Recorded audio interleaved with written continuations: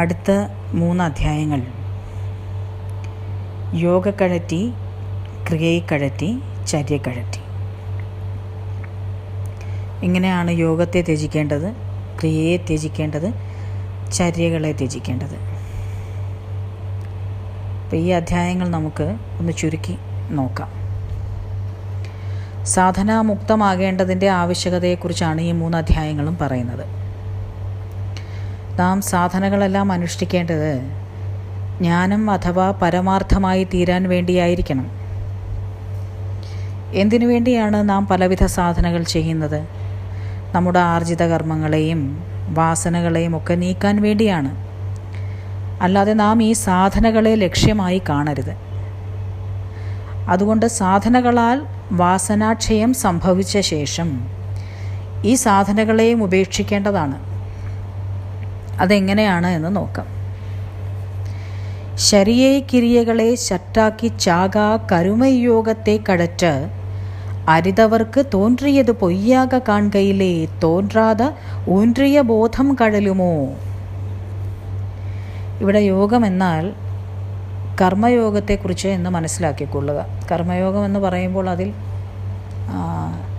പലതരം സേവകൾ, അതുപോലെ ഹഠയോഗാദികൾ തുടങ്ങി ശരീരബദ്ധമായ എല്ലാത്തരം കാര്യങ്ങളും വരും, എല്ലാത്തരം സാധനങ്ങളും വരും.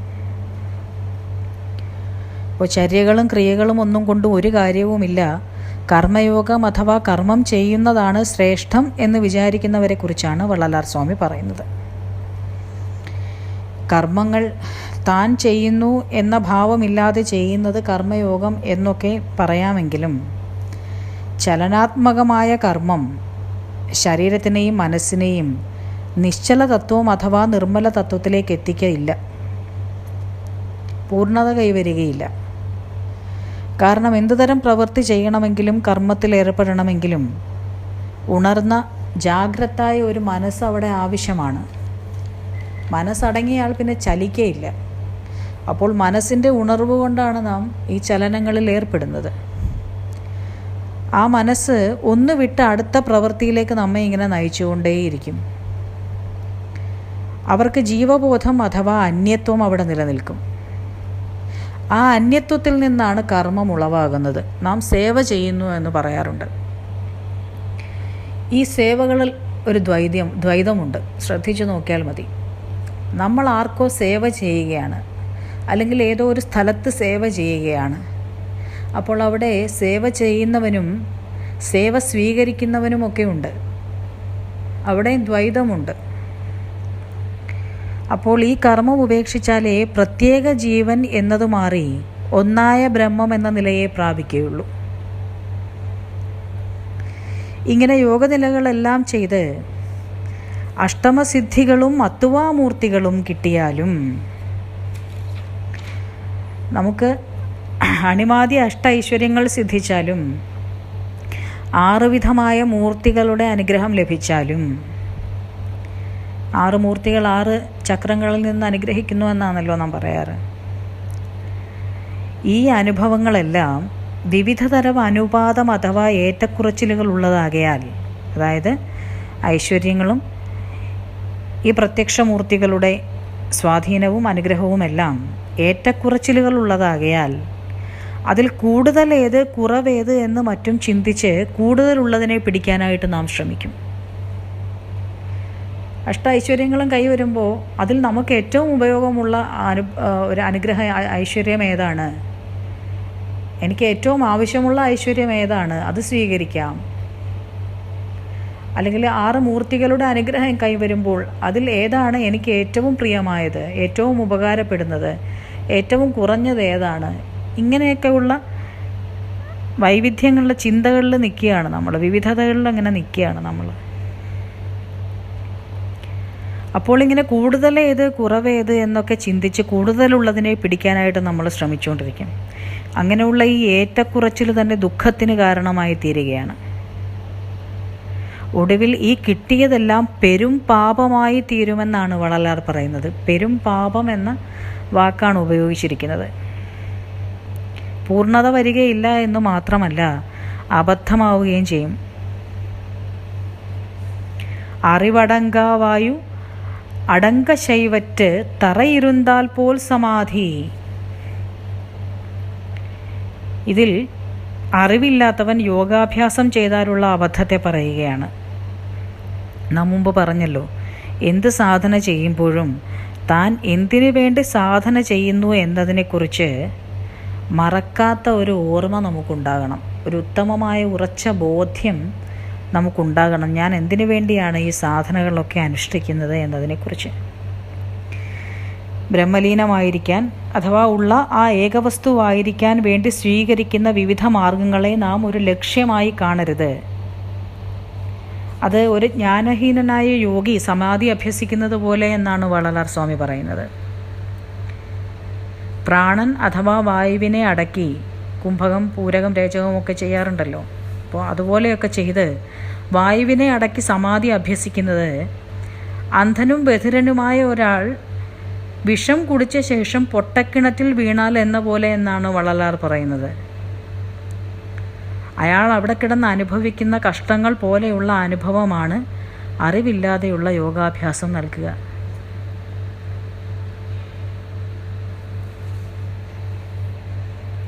കവിയപ്പനും ആദനവും കൺചിമിട്ടാ നോക്കും തവപ്പകടി ആട്ടം കാൺ ചാർവേ തവിർക്കിൽ മറന്തറിയലാക മലട്ടറിവായ് വാൻ പോൽ നിറൈந்து തുളുമ്പായനിൽ. കവിപ്പയൻ അഥവാ ശാസ്ത്രങ്ങളെ പഠിച്ചും വിവിധ ആസനങ്ങൾ പ്രയോഗിച്ചും പത്മാസനത്തിലൊക്കെ ഇരുന്നും കണ്ണ് ഇമചിമ്മാതെ തുറന്നു വെച്ചും ഒക്കെയുള്ള അഭിനയങ്ങളെ ജ്ഞാനി കാണുന്നത് ഒരാട്ടം കാണുന്നത് പോലെ എന്നാണ് വള്ളലാർ പറയുന്നത്. ഇത്തരം അഭ്യാസങ്ങളൊന്നും ഒരു ജ്ഞാനിക്കില്ല. ജ്ഞാനി ഏറ്റവും സഹജമായി ജീവിക്കുന്നു. ഒരഭ്യാസവും നിങ്ങളൊരു ജ്ഞാനിയിൽ കാണുകയില്ല. അത് സഹജ ബ്രഹ്മബോധത്തോടെ അതിസാധാരണമായി ചരിക്കും. അപ്പോൾ ഇടയ്ക്കിടെ മറന്നും ഓർമ്മിച്ചും എന്ന നിലയെ കളഞ്ഞ് അചഞ്ചലമായ ശുദ്ധജ്ഞാനമായി ആകാശം പോലെ സച്ചിദാനന്ദമായി നിലകൊള്ളുക. ഇതാണ് അവസ്ഥ. ഒരു സദ്ഗുരു ഈ ഒരു അവസ്ഥ മാത്രമേ ഉപദേശിക്കുകയുള്ളൂ, മറ്റൊന്നും പറഞ്ഞു തരില്ല. അത് പറയേണ്ട കാര്യമില്ല. കാര്യം ഇതാണ് എളുപ്പവഴി. ഇതിൽ വളരെ ശ്രദ്ധേയമായൊരു പാടലുണ്ട്, പറഞ്ഞുതരാം.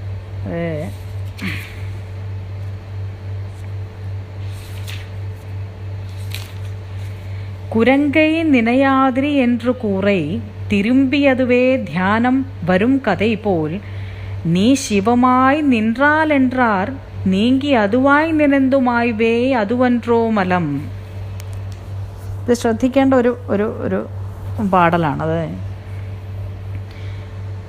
കുരങ്കൈ നിനയാതിരി എന്ന് കുറെ തിരുമ്പി അതുവേ ധ്യാനം. ഒരാൾ ധ്യാനിക്കാനായിട്ട് ചെന്നിരിക്കുമ്പോൾ നാം അവനോട് പെട്ടെന്ന് പറയുകയാണ്, നീ ധ്യാനിക്കുമ്പോൾ കുരങ്ങിനെ പറ്റി ചിന്തിക്കരുത് എന്ന്. അങ്ങനെ പറഞ്ഞു എന്ന് വെച്ചോളൂ. അയാൾ ധ്യാനിക്കുന്നത് മുഴുവൻ കുരങ്ങനെ തന്നെ ആയിരിക്കും.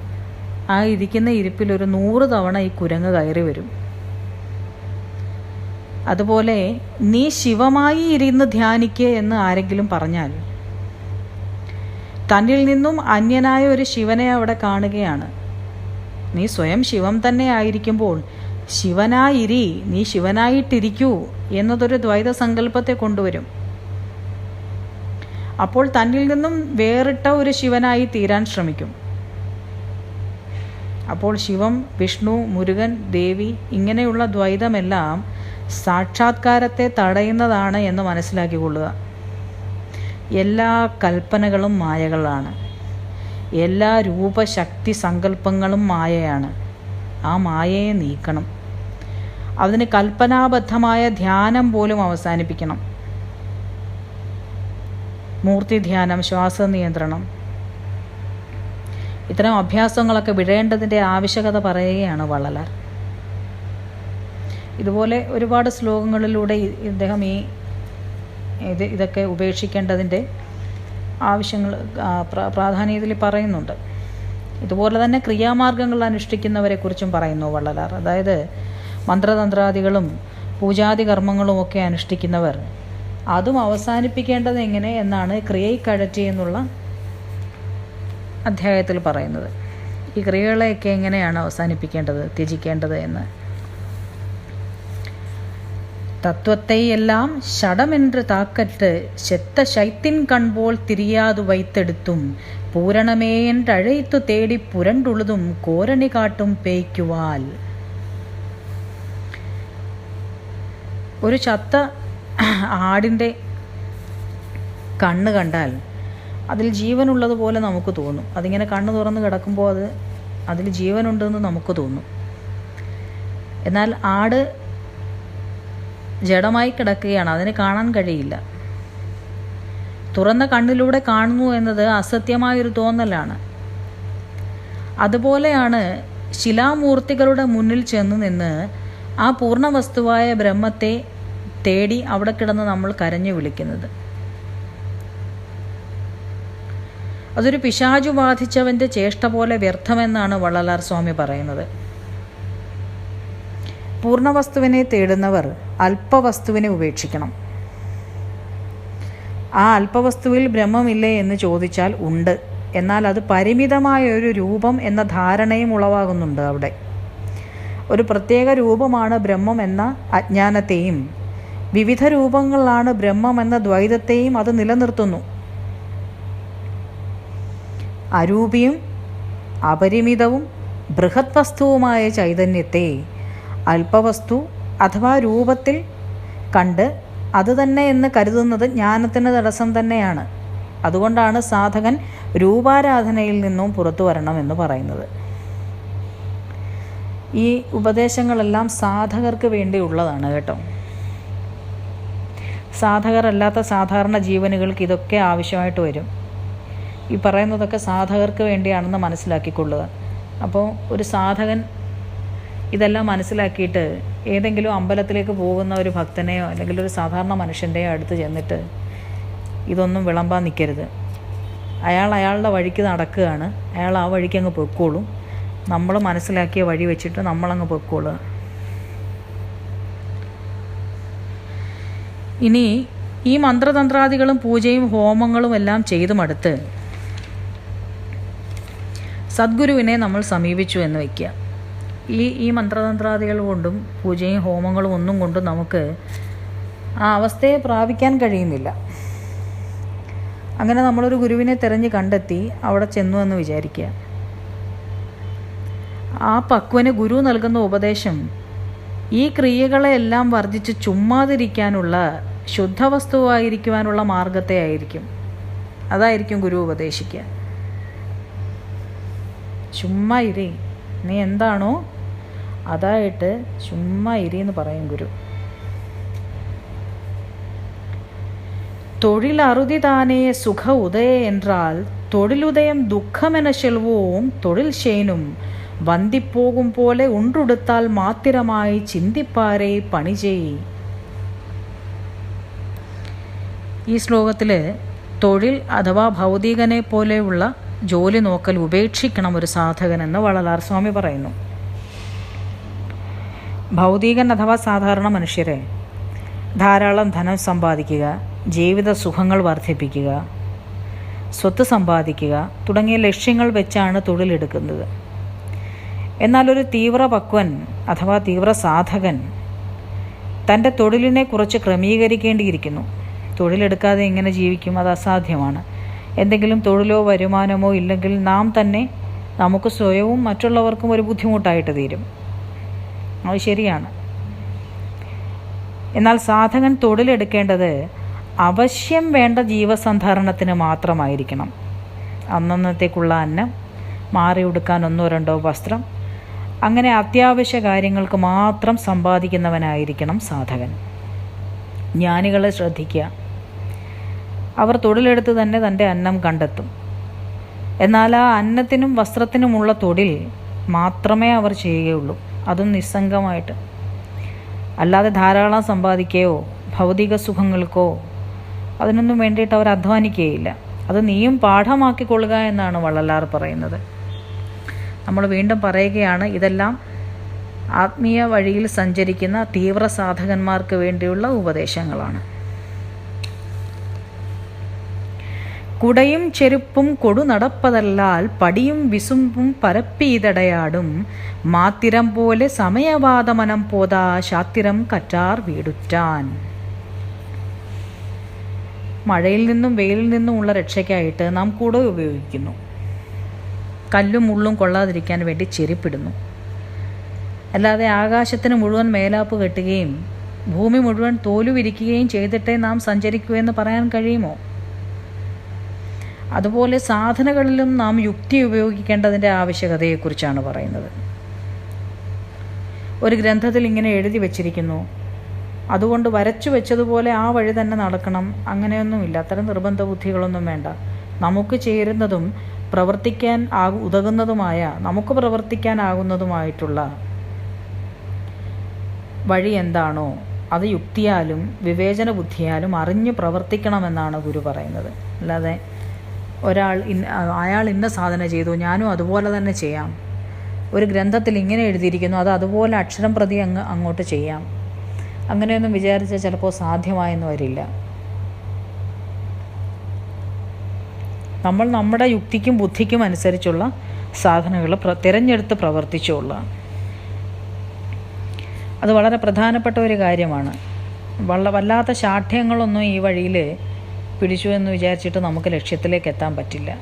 നമ്മൾ അത്തരം ശാഠ്യങ്ങളെയൊക്കെ വിട്ടിട്ട് നമ്മൾ യുക്തിപൂർവ്വം ചിന്തിച്ച് നമുക്ക് പറ്റിയ വഴിയെ നടക്കുക എന്നുള്ളതാണ്.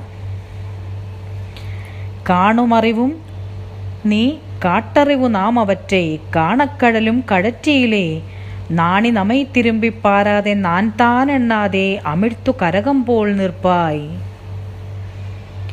ഈ പ്രപഞ്ചത്തെയും ഇതിൻ്റെ തത്വങ്ങളെയും ഓരോന്നായി വേറിട്ടതായി കാണുന്നത് നീ തന്നെ, അഥവാ ജീവബോധം തന്നെ. നീ അഥവാ മായാമയമായ ജീവൻ ഓരോന്നിനെയും പലതായി കാണുന്നു. എന്നാൽ ആ ചൈതന്യം അഥവാ ആത്മാവ്,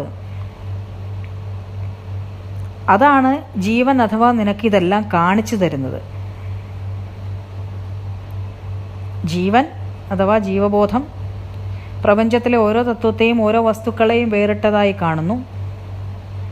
എന്നാൽ ആ കാഴ്ചയ്ക്ക് ഊർജമായിരിക്കുന്നത് ആ ജീവന് ഇതെല്ലാം കാണാനുള്ള ചൈതന്യമായി നിന്ന് ഇതെല്ലാം കാണിച്ചു തരുന്ന അറിവ് ഞാനാണ്. ഞാൻ അഥവാ ബ്രഹ്മം തന്നെ. കാണുമറിവും നീ കാട്ടറിവും നാം എന്നാണ് പറയുന്നത്. കാണുന്ന അറിവ് നീയും കാട്ടുന്ന അറിവ് ഞാനും ബ്രഹ്മവും എന്ന് പറയുന്നു. അതായത് മായയ്ക്കും പലതുണ്ട് എന്ന് തോന്നുന്ന ജീവബോധത്തിനും ആത്മാവായിരിക്കുന്നത്, ചൈതന്യമായിരിക്കുന്നത് ബ്രഹ്മം തന്നെ എന്നറിയുക.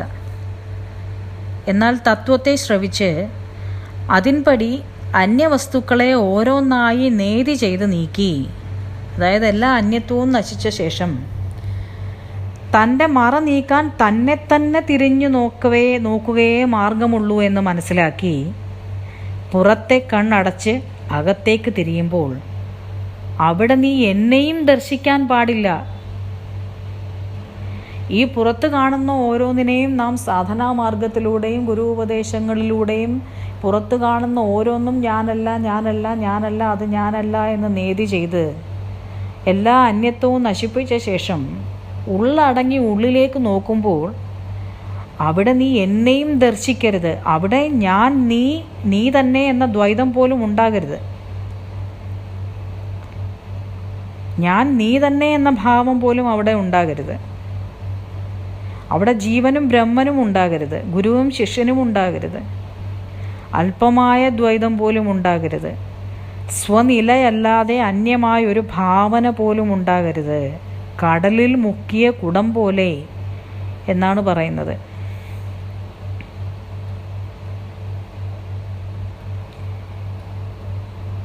കടലിൽ മുക്കിയ കുടം പോലെ നീ സ്വപ്രകാശ ചൈതന്യത്തിൽ അലിഞ്ഞില്ലാതായിക്കൊള്ളുക. ആ സ്വപ്രകാശ ചൈതന്യമായ നിന്നിൽ തന്നെ അലിഞ്ഞില്ലാതായിക്കൊള്ളുക.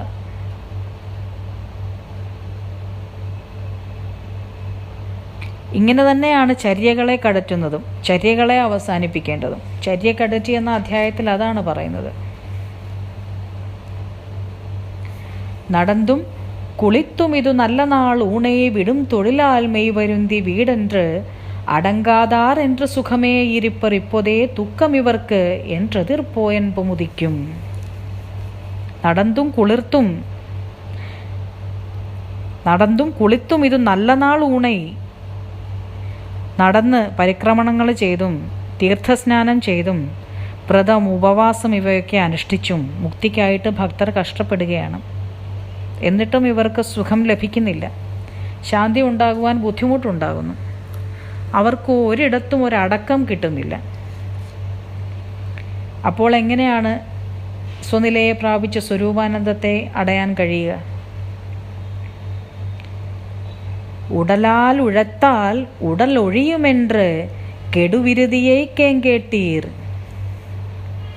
ശരീരം കൊണ്ട് കർമ്മങ്ങൾ ചെയ്താൽ, ഉടലാൽ ഉഴത്താൽ ശരീരം കൊണ്ട് കർമ്മങ്ങൾ ചെയ്താൽ ശരീരമുക്തി അഥവാ ജനിമൃതി ചക്രത്തിൽ നിന്നും വിടുതി ലഭിക്കുമെന്നത് തെറ്റായ ചിന്ത എന്ന് വള്ളലാർ പറയുന്നു.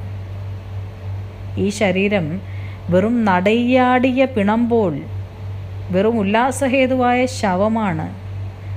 ഇത് വെറും ഉപാധിയാണ്. അതിനെ പിടിച്ചാൽ, അതിനെ അനുഷ്ഠിച്ചാൽ കാര്യം നടക്കുമോ? ഇല്ല. തൻ്റെ ഉപാധിയായ ശരീരമല്ല, ഉപാധിരഹിതമായ ബ്രഹ്മം തന്നെ എന്നത് അത് ഉറച്ചാലേ കാര്യമുള്ളൂ. ഉപാധിയായ ശരീരമല്ല താൻ, ഉപാധിരഹിതമായ ബ്രഹ്മമാണ് എന്ന സത്യം അത് ഉറച്ചാൽ മാത്രമേ നമുക്ക് മുക്തി ഉണ്ടാവുകയുള്ളൂ. ഈ ഇല്ലാത്ത പൊരുൾ അഥവാ മായാദേഹം കൊണ്ട് ചെയ്യുന്ന എല്ലാ കർമ്മങ്ങളും മായാകർമ്മം തന്നെയാണ്, ഇല്ലാത്തത് തന്നെയാണ്.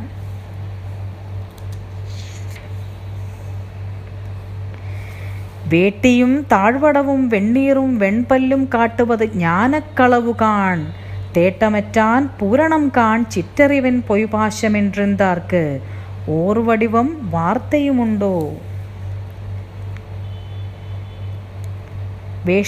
വേട്ടി അഥവാ പ്രത്യേക തരത്തിലുള്ള ഒരു വസ്ത്രം ധരിച്ച്, താഴ്വടം അഥവാ രുദ്രാക്ഷം അണിഞ്ഞ്, വെണ്ണീർ അഥവാ ചാമ്പലോ ഭസ്മമോ പുരട്ടി സദാ വെൺപല്ലുകൾ കാട്ടി ചിരിച്ചു നടക്കുന്നത് കപടവേഷധാരികൾ എന്നാണ് വള്ളലാർ പറയുന്നത്. ഇതിനെ ജ്ഞാനക്കളവ് അഥവാ ജ്ഞാനനാട്യമെന്നാണ് ഗുരു പറയുന്നത്. ജ്ഞാനിക്ക് ഇത്തരം വേഷനാട്യങ്ങളോടൊന്നും താല്പര്യമുണ്ടാകുകയില്ല. അത് സർവതന്ത്ര സ്വതന്ത്രമായ സഹജ നിലയിൽ വർത്തിക്കുകയുള്ളൂ. എല്ലാത്തരം നാട്യങ്ങളും ജ്ഞാനിയെ സംബന്ധിച്ചിടത്തോളം ബന്ധനമാണ്. അതുകൊണ്ട് ഒരു നാട്യവും ജ്ഞാനി കൈവരിക്കുകയില്ല. ശ്രദ്ധയെ ആകർഷിക്കാനുള്ള ഒരു രൂപാന്തരണവും നടത്തുകയില്ല. അത്തരം പ്രഘോഷണങ്ങളും ഉണ്ടാകുകയില്ല. കണ്ണുകൾ മേലേക്കാക്കിയുള്ള ധ്യാനപ്രകടനവും ഉണ്ടാകുകയില്ല. ഇത് വസ്തുതയാണ്. അപ്പോൾ കാപട്യം കൊണ്ടോ വേഷഭൂഷാദികൾ കൊണ്ടോ അവസ്ഥാ സ്വീകരണം കൊണ്ടോ ഒന്നും സ്വനിലയെ കൈവരിക്കാൻ സാധ്യമല്ല. ഒരുവൻ സന്യാസം സ്വീകരിച്ച ശേഷം ജ്ഞാനിയായി തീർന്നാൽ ഉടൻ അവൻ ആ വേഷത്തിൽ നിന്നും അവസ്ഥയിൽ നിന്നും മുക്തമാകും. ഒരു ജ്ഞാനി ഒരിക്കലും സന്യാസാവസ്ഥയെയോ വേഷഭൂഷാദികളെയോ മറ്റേതെങ്കിലും അവസ്ഥകളെയോ ഒന്നും കാക്ഷിക്കുകയില്ല. അത് ജ്ഞാനികളുടെ ശ്രദ്ധയിൽ പോലും ഉണ്ടാകുകയില്ല.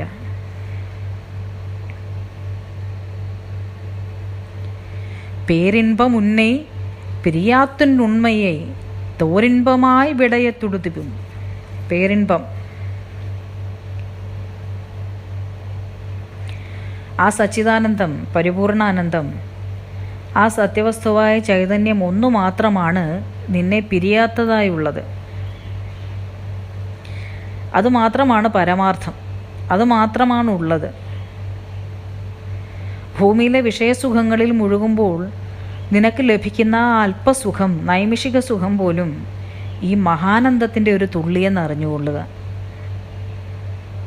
അങ്ങനെ വിഷയസുഖത്താൽ ഉദിക്കുന്ന ആനന്ദം ആ നിമിഷം തന്നെ അസ്തമിക്കും. പരമാനന്ദസ്ഥിതിയും അത് അനുഭവിച്ചു കഴിഞ്ഞാൽ ഒഴിയും. ആ ആനന്ദസ്ഥിതിയും ഒഴിഞ്ഞ് ആനന്ദമൂലമായ ആനന്ദഹേതുവായ ബ്രഹ്മം മാത്രം അവശേഷിക്കും. അങ്ങനെ ഉദയാസ്തമയങ്ങളില്ലാത്ത നിത്യാനന്ദ സ്വരൂപമായ ബ്രഹ്മം മാത്രം അവശേഷിക്കും. എങ്കും പരിപൂരണമെന്നിൽ ഈതല്ലത് അങ്കങ്കാമെന്നും പോത് അങ്കിലയോ പങ്കാകെ കേൾ ആകായത്തീണ്ടിവിടും അർപ്പ അഴിവഴിവിലേകാൺ പേ ഇൻപമുദിക്കും. സച്ചിദാനന്ദ സ്വരൂപമായ ബ്രഹ്മം ഇടതടവില്ലാതെ ഒരൊഴിവുമില്ലാതെ സകലത്തിലും സദാ നിറഞ്ഞിരിക്കുന്നു. അപ്പോൾ ആ ബ്രഹ്മം ഇവിടെയില്ല അവിടെയാണുള്ളത് എന്ന് പറഞ്ഞ് ഓടേണ്ടതില്ല. അത് പ്രത്യേകമായ ഒരിടത്തും ഇരിക്കുന്നില്ല. അത് പ്രത്യേകമായ ഒരിടത്ത് ഇരിക്കുകയോ എവിടെയെങ്കിലും ഇല്ലാതിരിക്കുകയോ ചെയ്യുന്നുമില്ല. അതുകൊണ്ട് തന്നെ ഇത്തരം വാദകോലാഹലങ്ങളിലൊന്നും അർത്ഥമില്ല. അവിടം മഹത്തരമാണ്, അതിൽ കൂടുതൽ പുണ്യം അവിടെയുണ്ട്, ഇങ്ങനെയുള്ള തർക്കങ്ങളൊക്കെ വെറുതെയാണ്. ആ ചൈതന്യം അഥവാ ബ്രഹ്മമൊഴിഞ്ഞ് ഒന്നും ഒരിടത്തും അല്പം പോലും ഒന്നും തന്നെ ഇല്ല എന്ന് ഉറപ്പിച്ചുകൊള്ളുക. ഇത് ഉറച്ചാൽ സ്വയം സച്ചിദാനന്ദം എന്ന് നമുക്ക് അനുഭവമാകും. ഇനി ജ്ഞാനിയായാലും അറിവുറച്ചാലും ശേഷിക്കുന്ന അവസ്ഥയെക്കുറിച്ചാണ് പറയുന്നത്. നമുക്ക് ഈ ജ്ഞാനം സിദ്ധിച്ചാലും ഈ കൊണ്ടുവന്ന ഈ ശരീരവും അതിനോട് ചേർന്ന ഇന്ദ്രിയങ്ങളും എല്ലാം അവശേഷിക്കുന്നുവല്ലോ. ജ്ഞാനിയായാൽ ഉടനെ ഒരാൾ സമാധിയായി പോകുന്നില്ല, അല്ലെങ്കിൽ മരണപ്പെട്ടു പോകുന്നില്ല. ശരീരം അത് പഴകി വീഴുകയോ അല്ലെങ്കിൽ കൊണ്ടുവന്ന കർമ്മവാസനകൾ അനുസരിച്ച് എന്തെങ്കിലും രോഗം വന്നോ എങ്ങനെയെങ്കിലുമൊക്കെ മരണപ്പെടും വരെ, അല്ലെങ്കിൽ സമാധി ആയിത്തീരും വരെ അതവിടെ കാണപ്പെടുന്നുണ്ട്. അപ്പോൾ ജ്ഞാനി എങ്ങനെയാണ് ഈ ശരീരത്തെ കൊണ്ടു നടക്കുന്നത്? ഈ ശരീരത്തെ ജ്ഞാനി അറിഞ്ഞുകൊണ്ട് നടക്കുകയാണ്. അതിൻ്റെ നശ്വരത അറിഞ്ഞ് അത് തൻ്റെ ഉപാധി മാത്രമെന്നുറച്ച് അതിനെ കൊണ്ട് നടക്കുകയാണ്. ഈ ഉപാധി ഉണ്ട് എന്നുള്ള ചിന്ത പോലും ജ്ഞാനിയിൽ അങ്കുരിക്കുന്നില്ല. ഉപാധി ഉണ്ട് എന്ന ആ ശരീരത്തെ കാണുന്നത് പുറത്തുനിന്ന് കാണുന്നവർ മാത്രമാണ്, ജ്ഞാനി അതിനെ ദർശിക്കുന്നില്ല. ആ ഭാവം അവിടെ ഇല്ല. തൻ്റെ സ്വനില എന്ത് എന്നുറച്ച ജ്ഞാനി ഏതുതരം കർമ്മങ്ങളിൽ സ്വശരീരത്തെ ഏർപ്പെടുത്തിയാലും സ്വനിലയിൽ തന്നെയായിരിക്കുന്നു. ഈ ഏർപ്പെടുന്ന ഒരു കർമ്മവും തൻ്റെ സ്വനിലയെ ഇളക്കുന്നില്ല.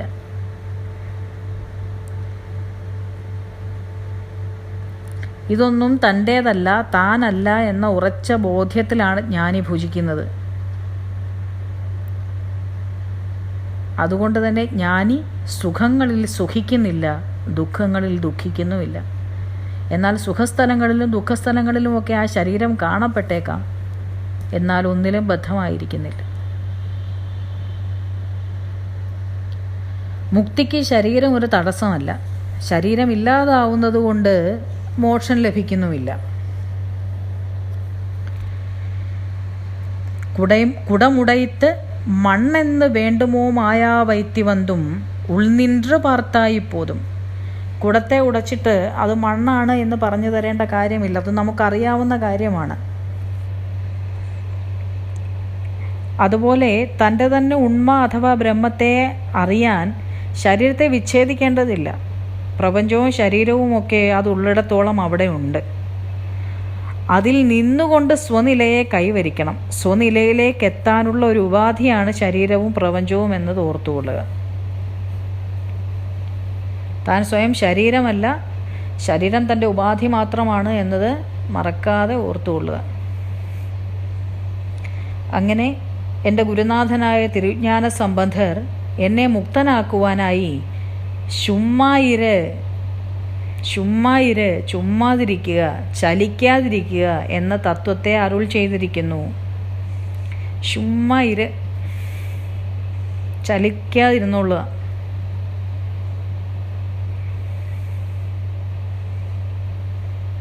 ആ തത്വത്തെ അരുൾ ചെയ്തിരിക്കുകയാണ് തിരുജ്ഞാന സംബന്ധർ.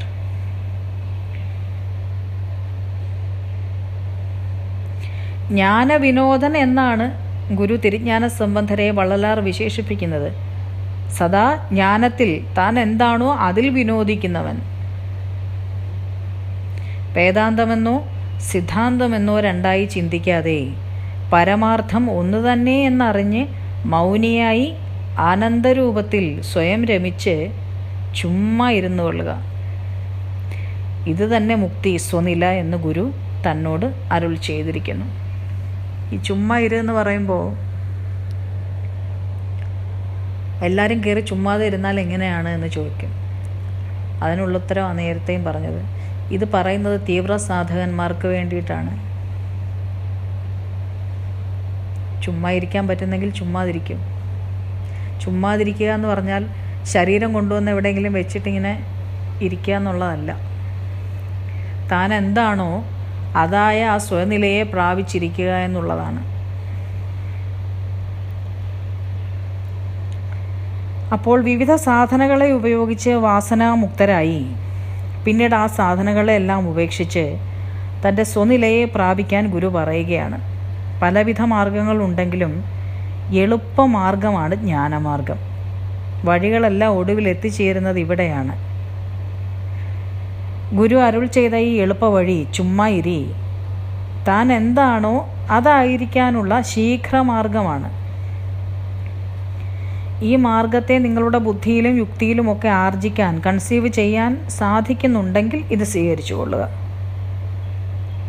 ഇതെനിക്ക് മനസ്സിലാക്കാൻ സാധിക്കുന്നില്ല, എനിക്ക് തീർത്ഥാടനവും പൂജയും യോഗവും ഒക്കെയാണ് കൂടുതൽ സൗഖ്യം അല്ലെങ്കിൽ കൂടുതൽ സൗകര്യപ്രദമായി തോന്നുന്നത് എങ്കിൽ അങ്ങനെ തന്നെ ആയിക്കൊള്ളുക.